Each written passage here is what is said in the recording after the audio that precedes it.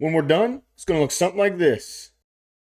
Let's do it. GitHub repo is in the description. So right here, this is our inspiration. If we click this to go to the login route, this is what we're starting with. So first thing we're going to do, we're going to turn this into a main. We're going to say class, say BG red 500.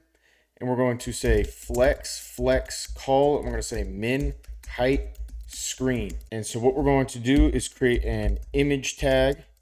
And we're going to say the source is /login-image.webp. And so now we can see we got this right here. And we're going to say a class name. We're going to say absolute. We're going to say a size of full. And we're going to say object cover.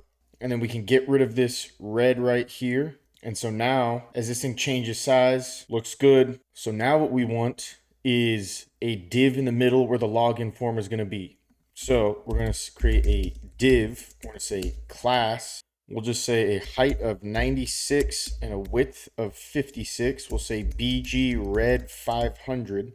We're also going to come up here and we're going to say justify center, items center. Where the fuck is this? We're going to come right here to the image and we're going to say a -z of 10. And so now this div is at the front and this background is going to be white /50. We'll actually say /30. And we can say a blur of XL. That is not what we want. We want a backdrop blur. We'll say XL. We'll actually maybe say large.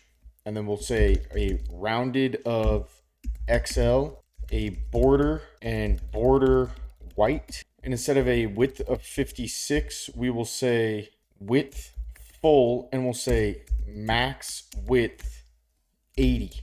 And so now if this screen decreases in size, this div is also going to decrease in size. We can also come to this main and we can say a px of 4. So now when this gets smaller, there's a padding. Also what I'm going to do, instead of this 96, we're going to say a height of 400 pixels.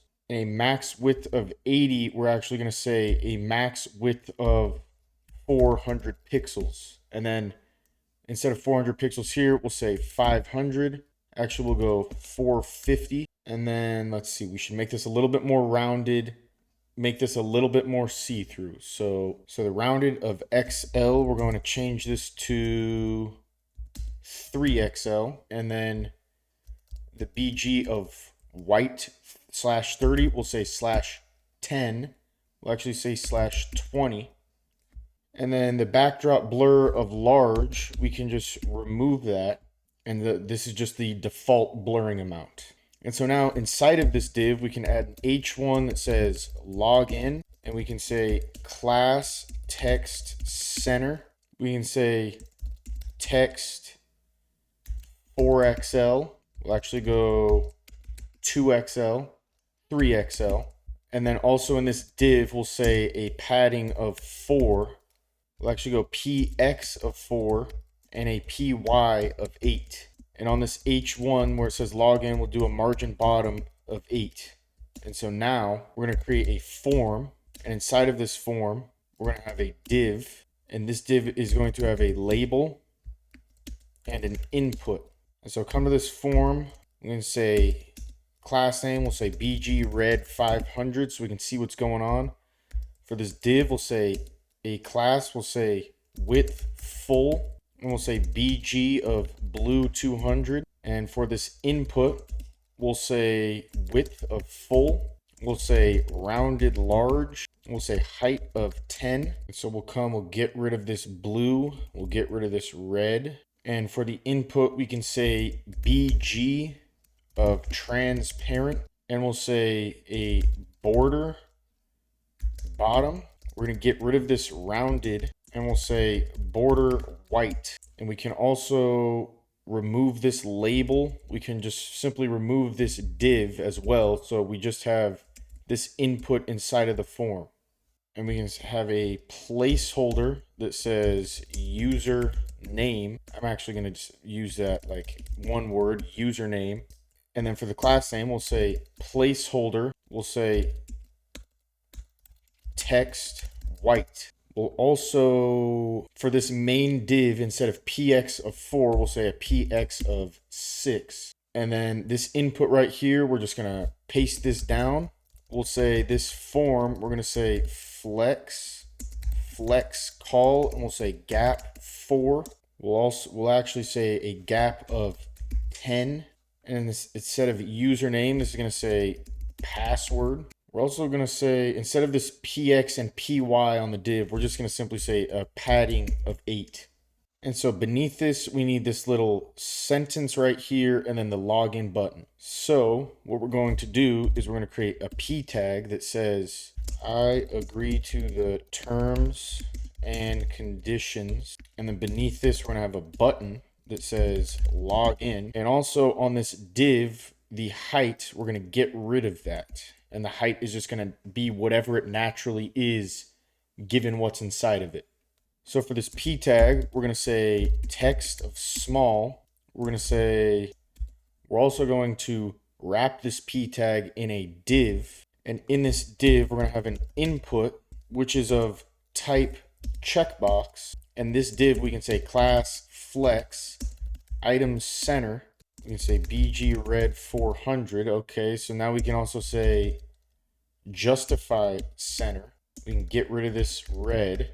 And we can say a gap of 2. Also in this form where it says gap 10, I'm going to remove this and I'm going to go to the bottom input, the password one, and I'm going to say margin top of 12. And then for this div, I'm going to say margin top 16. And I'm going to come back to this margin top of 12 and I'm going to put this to 10 instead.